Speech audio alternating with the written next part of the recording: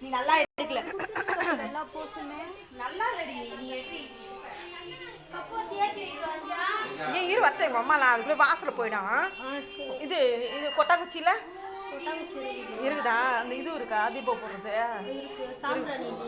வாங்க சொல்லு பூ ஒரு 5 ரூபா ஒரு பாய் குத்தே போடு. இன்னைக்கு நல்லது எல்லா ரூமுக்கும் காட்ட நீ போட்டு